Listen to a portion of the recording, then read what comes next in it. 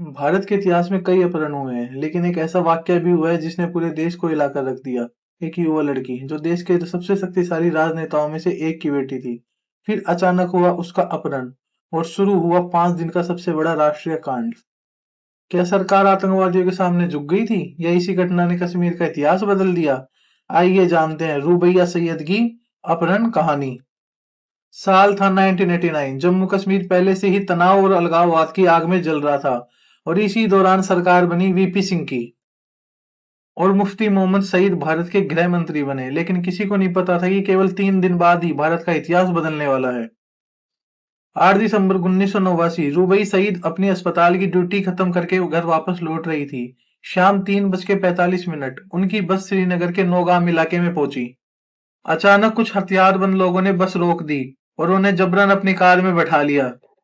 कुछ ही सेकंड बाद कार वहां से गायब हो गई और पूरे जम्मू कश्मीर में हड़कंप मच गया। कुछ देर बाद जम्मू कश्मीर लिबरेशन फ्रंट यानी जेकेएलएफ ने इसकी जिम्मेदारी ले ली। उन्होंने सरकार के सामने एक शर्त रखी, 5 आतंकवादी जो गिरफ्तार किए गए थे उनको रिहा कर दिया जाए, वरना रुबैया को जान से मार दी जाएगी। कुछ ही घंटों में यह खबर आग की तरह पूरी मीडिया और देश में फैल चुकी थी।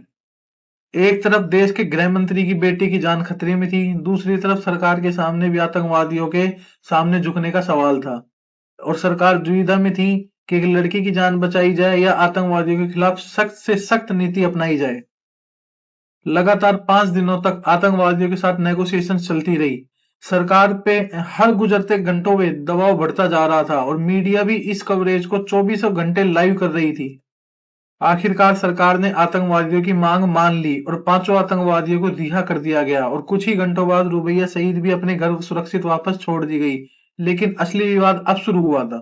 क्या सरकार को आतंकवादियों की बात मानना चाहिए थी? कई सुरक्षा विशेषज्ञों ने तो इस फैसले की आलोचना भी की। उनका मानना था कि आतंकवादी संगठनों को एक खतरनाक संदेश दिया है और यह संदेश यह है कि अपहरण के जरिए किसी भी सरकार पर दबाव बनाया जा सकता है।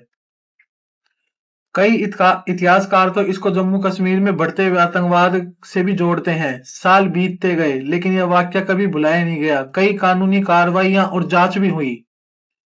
2004 में जेकेएलएफ ने अपनी भूमिका स्वीकार की थी कि अपहरण हमने किया था और 2022 में अदालत में इस मामले ने एक बार फिर सुर्खियां बटोरी।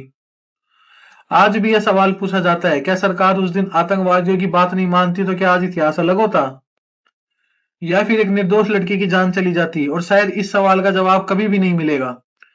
लेकिन इतना तय है कि रुबैया सईद अपहरण कांड भारत के इतिहास के सबसे चर्चित कांडों में याद रखा जाएगा।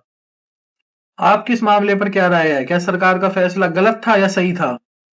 कमेंट में अपनी राय जरूर बताइए और ऐसे ही रोचक टू क्राइम और इतिहास की कहानियों के लिए हमारे चैनल को सब्सक्राइब जरूर करिए।